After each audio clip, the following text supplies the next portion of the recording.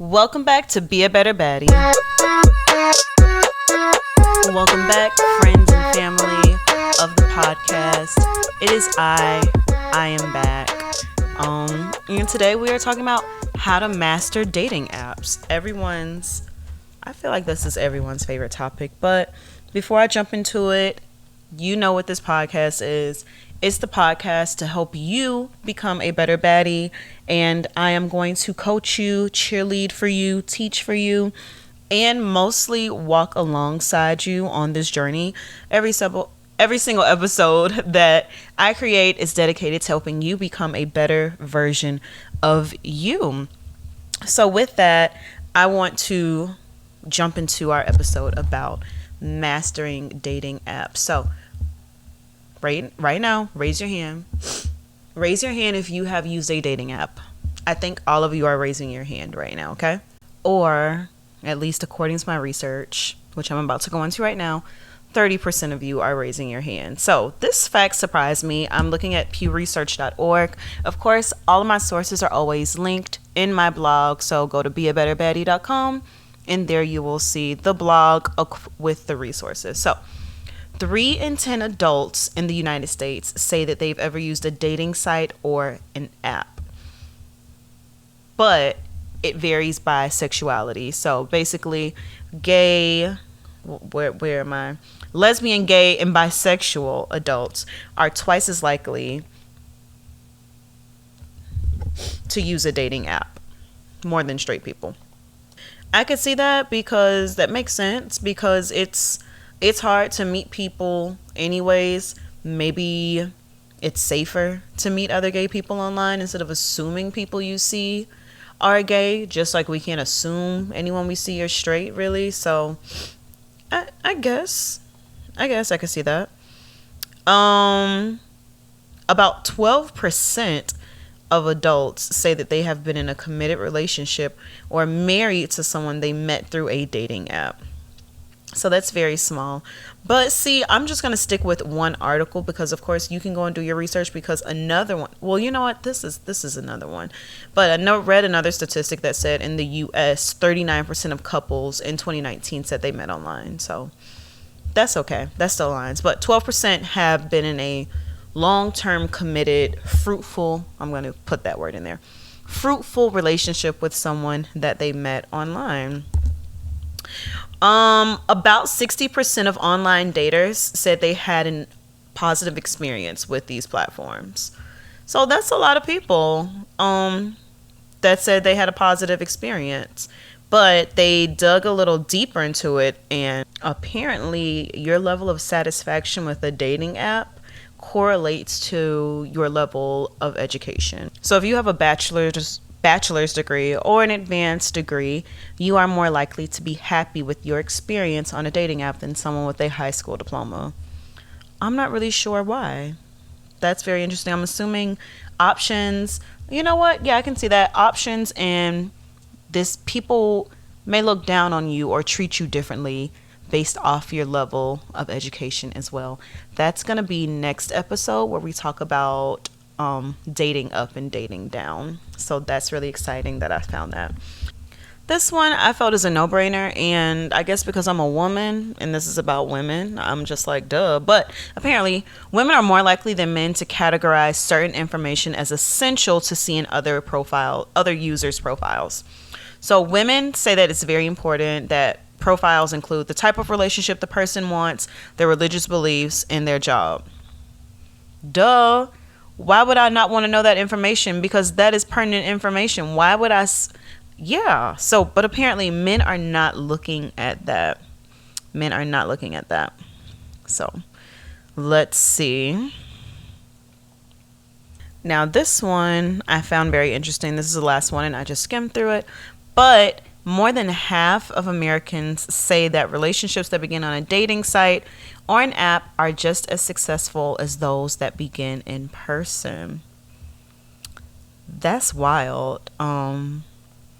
That's wild. I'm not going to post it on Instagram. I won't ask, but that is crazy. Because I don't think so. But of course, I haven't had a successful I guess, relationship from a dating app. So that's why I have that perspective. But there are people that have had more than successful relationships. They're even married. So that is just some quick data. Oh, one more that I found very interesting. So the average in 2021, the average session length of being on a dating app was around 13.26 minutes per user. And Android users logged longer sessions than those on iPhones. I wonder why, but that was also very interesting. So, dating apps, we've kind of set the ground. We're thinking about it. Our brains are turning, and any app can be a dating app. I want to say that. We, of course, have specific apps that are for dating, like Hinge or Bumble, Tinder, etc. But Instagram can easily turn into a dating app. How many times have you been following someone or someone's been following you and there is some type of romantic tension between you two, right? LinkedIn. LinkedIn is a dating. One day I'll tell y'all the story about how I met this boy in the club and I remembered his name only and went straight to LinkedIn and found him, and I already told you the story. But LinkedIn can easily be a dating app as well. I've heard from some TikToks that girls and guys, I mean, guys are always gonna, let me back up. Men are always going to use any opportunity they can to talk to women. So as long as there is a man on that website or in that vicinity, they're going to try to talk to a woman. It just is what it is. I don't even know why I'm trying to, if a man's there, it's going to happen because that's what men do. Now, what makes a dating app different from a social media app is simply the intention of the app, right? So dating apps name the intention. We are all here to meet someone romantically and go on romantic dates or friend dates. You know, we have Bumble BFF too. But dating apps, it names the intention. We are here to date. But the actual process is the same as any other online platform where you would meet random people. Like when you're looking on LinkedIn, you're looking to add people to your network that you think can help you in your career, etc. Like you skim through their profile, you see what you like, what you don't like, what you feel like you can relate to, and then you send them a message to connect, right? Same thing with a dating profile. You skim through that profile, you like what you see, you try to connect with that person or you message them, etc. So I think I forgot what podcast I heard when I was listening to, but it's like calling dating apps is also misleading because you're not dating. Like, what is online dating? I mean, unless we're like really dating online, like we eat together online, we watch videos together online. You're not online dating, you're meeting people. But the podcast that I can't remember right now, basically it was just saying like dating apps are connectors. This is where you are connected with people and you decide whether or not you want to move to that next level with them. That's it. One more general thing I want to get to about dating apps is it's just like any other social media platform, right? People are putting out the best versions of themselves, presenting what they think society is going to deem as the best version and the most worthy version of themselves. We all do it. And I always hate when I'm going on some sidetracks, but I always hate when people are like, social media is fake. Everyone just shows the highlight reels. Why you want to get on the internet and read somebody trauma? Why do you want to get on the internet and read about how somebody had a horrible day to make you feel okay about yourself? Yes, social media is the highlight reels. That's how we all go out into the world. We show our best selves to the world all the time. So why would we not put our best selves on the internet? Stop going on Beyonce's internet saying, social media is fake. I want to see real people. You be real then. You just be real and you do that. Anyways, child. Let me go on. So, yes, Dating apps are you presenting the best version of yourself, and in a way, we also create fake realities for people that we see on dating apps because they have the picture of them at the winery. I'm thinking like a girl, right? We see the picture of the girl at the winery. She's at a fancy dinner. Her hair's laid. Makeup is, what is makeup? Beat. Makeup is beat, right? She looks phenomenal. She has it. She has her life all together, right? She likes to take walks at the park with her dog. We've painted a picture of who we think this person is based off what they told us to think. I just want to throw all that out there. But we're going to get into the meat of today's episode. And it is how to master dating apps.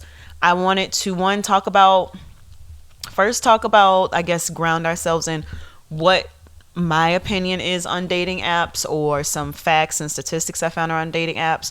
And I think, just to name my clear stance on dating apps, I have no issue with them. I have used them in the past. I've went through the cycle of downloading them, uninstalling them, downloading them again, uninstalling them. Went on dates with people from dating apps, had pen pals, did it all, right? So I am not pro dating app. I think they can exist. They can exist in my world. But as we are getting older and living our best lives, people are turning to dating apps still. So it's always been suggested, meet somebody in real life, just do this. But dating apps, the concept is so easy. You have people right there in your phone. You connect with them. You meet. You keep dating, or you decide you don't like each other. But everyone's not successful on dating apps. So as you heard from that statistic, it was like 12% long-term relationships or marriages come from online dating. That's not a lot, considering how long dating apps have been around. And I would go all the way back to like OkCupid or whatever came before that, Plenty of Fish. I don't know, but it's been around for a long time. So you would think that this product has been out. It's helping people. So anyways, I went to the streets of Instagram and I asked you for your best practices so that I can share it with everyone else on how to master dating apps. And I must say, you guys gave me some really good tips. So this is the episode where you need to take notes. Or you can go to beabetterbaddie.com and you can read all this in the blog as well. If you don't want to take notes, you can just go take some screenshots there. So, number 1, I got this one a few times. This one popped up like 3, 4, 5. Get off the app ASAP. Now, what get off the app ASAP does not mean is get off the app. It doesn't mean exchange phone numbers or exchange Instagram handles, or if you are in this age range, Snapchats, and then start texting each other or just following each other. It doesn't work. And let me tell you why. There's still a barrier between you two. You two connected online. You haven't met yet, but technically met. You've met online. You're deciding whether or not you are compatible, and you still haven't heard each other's voice. You still haven't seen each other. So when I say get off the app, I mean talk on the phone, make a plan to meet, video chat. Me personally, I like talk on the phone, then video chat, then meet. Okay. This is important because I just talked about how you're going to create this false narrative of who this person is, this false reality. So you've seen this other person's profile, and based off what they put in their profile, now you can listen to their voice. You can see their mannerisms and see if it's true or false, honestly. You can listen to their thought process, listen to how they form a sentence. You can see their mannerisms, okay? That's the real data you want. That's how you're going to decide whether or not you like this person and you want to continue to get to know them. not their dating profile, not if they text you. Well, if they text you, yeah, but not based off their text messages. So getting off the app and actually interacting with each other is going to be the best way to do it. And I love this one. So I wrote down that men all basically have the same dating profile. We know that men are going to say they're funny. They're going to say that we know that they're going to have the same profile regardless. So getting off the app is also going to help you weed out the real from the fake. The girlies don't have time for what the boys are trying to do. They want pen pals. They want to waste time. I cannot tell you how many pen pals and texting buddies I've amassed over the years from dating apps, because you are going to have the guy that wants to get your phone number just to text you every single day and say, good morning. You'll say, good morning. He'll say a few hours later, how is your day going? And you'll say, it's going good. How about you? It's good. That's a waste of phone number. Like, I'm just devastated that I gave people my phone number and thought that it would go somewhere from that text messaging thing, and it didn't, okay? They have no intentions of ever progressing out of your inbox. So when you meet them on the dating app, get off the app as soon as possible. That's best practice number 1, okay? Best practice number 2, I love this one. Don't swipe on guys that have clearly stated their intentions and they are the opposite of yours. Miss Mamas, he said he wanted something casual. You put you want to be in a relationship. Why did you swipe on that man? I just want to give you some time to think. Why? You said you want to get on the app to have a serious relationship, find somebody that was wanting to, move forward in life, do something with you. But you are matching with the truck driver who says he wants something casual. He's driving from city to city and he wants something casual. You're going to be sitting at home in your city, right? Talking about something alongside. No. Because what you're doing now is not respecting your own expectations, your own standards, and you're mismanaging your expectations. Okay? We've done it. He said he's casual, but that's just for now. Or my personal favorite when I've done it is, of course it's going to start off casual and then it'll grow into something more because I'm awesome. I have this inflated sense of self where I feel like, who wouldn't fall in love with me? And I'm serious. Who would not fall in love with me? So if this guy says he wants to be casual, that's because he hasn't met me yet. If you're listening to this podcast, you probably think the same way. Stop thinking like that. He still wants to be casual. Or he's going to pretend to not be casual and just drag you. I'm sorry. There's no other way. Stop lying to yourself. Swipe left on him. Leave him alone. Leave him where he is to find the other girls that want casual relationships. There's nothing wrong with two people that want the same thing doing the same thing together. There's nothing wrong. He told you what it was. Find the person you're aligned with in terms of expectations or intentions and let him be. Let him go. Be selective with your swipes. Everyone does not deserve a swipe. I don't care how cute he is. I don't care how funny he was. I don't care how quirky he is. Okay? Let him go. I clearly got heated off that one. Y'all need to be selective with your swipes. Best practice number 2. Best practice number 3. I love these. I love this best practice. And I put 2 of them together. So 3A is ask them which picture is the most recent. And 3B is pay attention to the photos without hats if that seems to be their favorite accessory. If there is one thing I cannot stand, it is when a person puts outdated pictures on their dating profile. Sir, why do you have a picture on there from 2005 and 2022? And I of all people understand that I also feel like 2005, 2010 was just yesterday. But it was a long time ago. It was over 10 years ago. You don't look like that anymore. You don't weigh the same anymore. Your hair doesn't look the same anymore. I feel like in the past 2 to 3 years, most of our bodies have changed a lot. Most of them. So asking which one is the most recent picture is smart. And this could be done in not that way. You don't have to say, hey, which picture is the most recent? You could easily look and see what you think is the most recent picture and maybe ask them, where is this picture come from? Like, tell me about this picture. Okay? You can start there. Y'all got to learn how to have conversations with people. Y'all need to stop acting like you don't know how to talk to people and ask them indirect questions to get the direct answer you want. Okay? So ask them that, okay?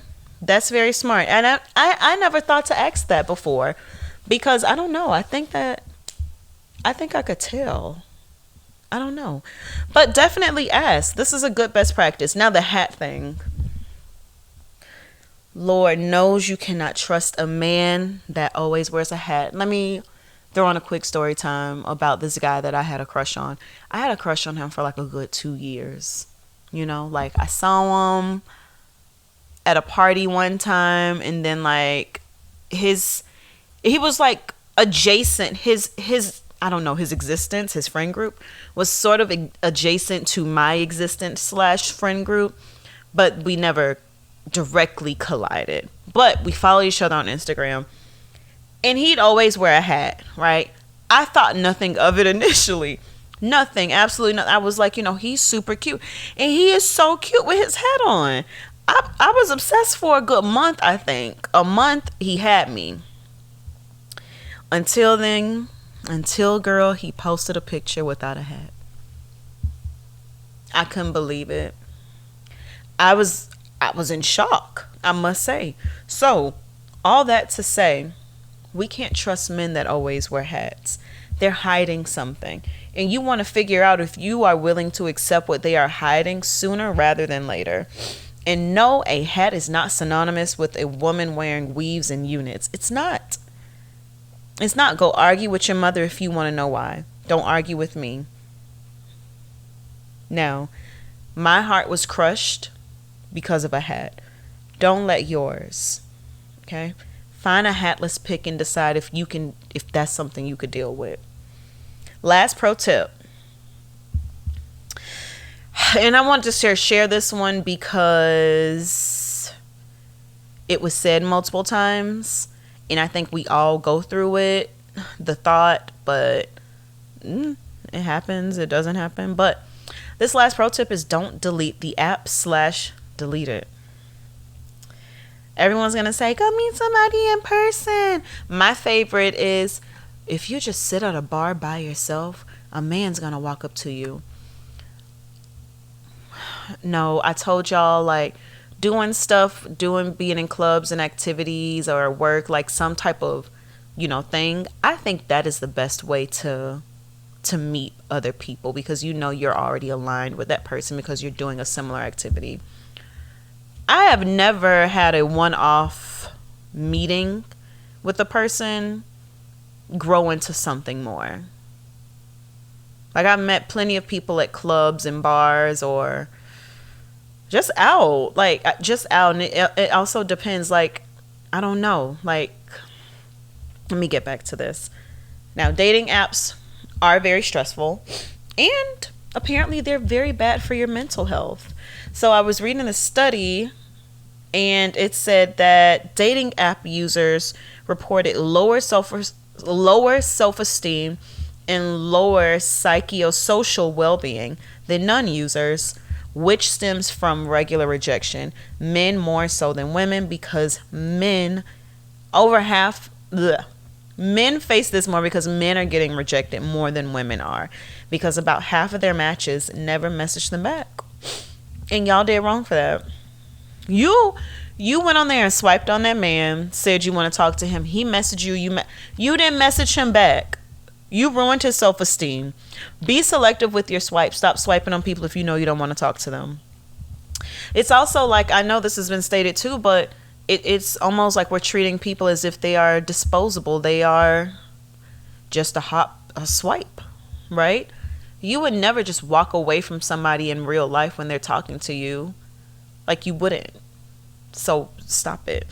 But yeah, I've like I said, I've had my fair share experience with dating apps, and I've never had that deep connection with a guy from a dating app. I've always felt like there was also a disconnect between the person that I conjured up in my head and then the person that was in front of me.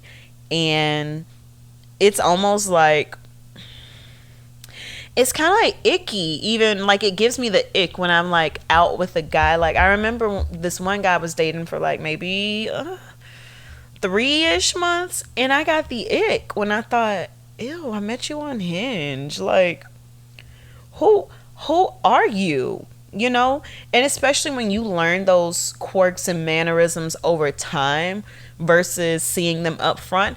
I don't know. It just never clicked for me. Like, I don't know. You're just a guy off the internet. I don't know. But, you know, it's whatever. You know, my final thoughts is, and that's the last pro tip. It's don't download it or delete it. That's your choice. You can do as you please. All these it's your choice. You can do as you please. But my final thoughts is, a dating app is, remember, it's a business, right? There's an algorithm there, and it's made to keep you on there as long as possible. Some people found love on dating apps, some have not. Some people, I don't know. I personally don't know any couples that have met online and they've been in a long-term sustainable relationship. I don't know. You know? So I'm going to wrap it up there with my best practices. If you have any best practices to share, please be sure to share them with us on Instagram. You'll see the post for this. And yeah, that's it. So last note, I've seen like a lot of people listening to my podcast. Hey y'all, like, I haven't posted a podcast in mad long and my numbers are still like consistent. So I'm like, who's listening? Oh my God. Like, really, I don't know who it is. I don't know what you're doing, but thank you. I appreciate that. Please take some time to rate and review this podcast too. All you need to do is click the little stars. Give me 5 stars or 4, you know, like if you feel like that's too much, but I would appreciate anything. And thank you. And you have a great, fabulous day. Bye.